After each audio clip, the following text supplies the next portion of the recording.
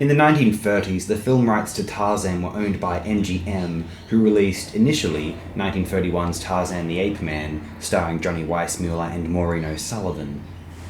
However, earlier in 1928, Edgar Rice Burroughs had sold the film rights to a different producer. These rights came into the possession of one Sol Lesser.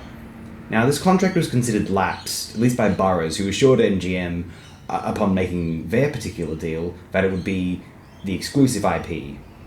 The exclusive contract, MGM would be the only studio producing Tarzan films. The contract held by Lesser, however, was deemed by the courts, upon Lesser's inquiry, to still hold validity.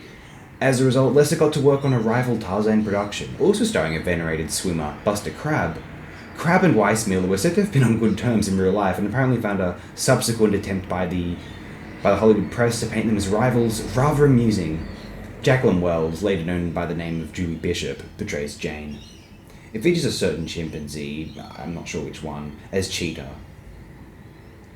Lesser's production was a serial film, although today it only seems to exist in the form of an 85-minute condensed feature film edit.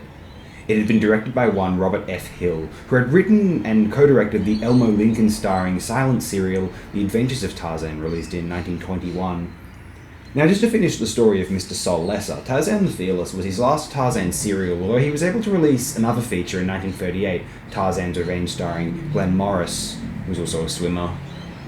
Now, as some may be aware, and so I am wasting their time, after the 6 initial Weissmuller Tarzan films released by MGM, the rights of the franchise moved to RKO, and therefore Sol Lesser became the sole producer of Tarzan films, producing the remainder of the Weissmuller era, and the majority of Tarzan films released, if not all, I believe there may be a couple of rare exceptions, until 1958.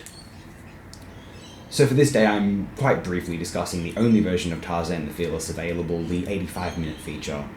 The plot concerns Tarzan, who seems to learn any English for the first time during the events of this story, rescuing one Dr. Brooks from the ancient Tsar tribe.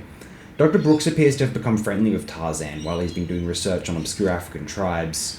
The Doctor's daughter Mary arrives with an expedition in search of her missing father, and she eventually has Tarzan's help in rescuing him from this tribe. On the way, Tarzan and Mary bond. They first meet after Tarzan saves her from being eaten by a ferocious crocodile. Some classic Tarzan moments in this film include, well, obviously the aforementioned crocodile wrestling, but Tarzan also battles a couple of lions. He outwits a sinister armed hunter by faking being shot.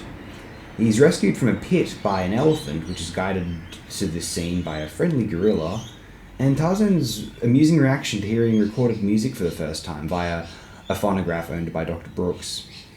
The film ends with chimpanzees, the gorilla, and the elephant all enjoying the exciting invention of recorded music. It's nice. All in all, I consider this a fun Tarzan bash, although the narrative does feel condensed. If one was not aware that this was an edited serial, they might have assumed this film to have been rushed or even unfinished. Still, I found it worth my while. Frankly, I much prefer this to the 4 MGM Weissmuller films released after Tarzan and His Mate.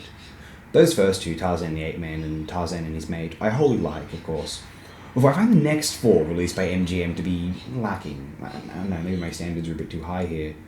But obviously I do enjoy some of the later RKO Weissmuller Tarzan films, the Leopard Woman era, if you will, for their comic pulpiness and bizarre antagonists. View the Tarzan and the Leopard Woman video, which I've released earlier in this year, if you'd like another snapshot into where the Tarzan franchise is at in the mid to late 1940s.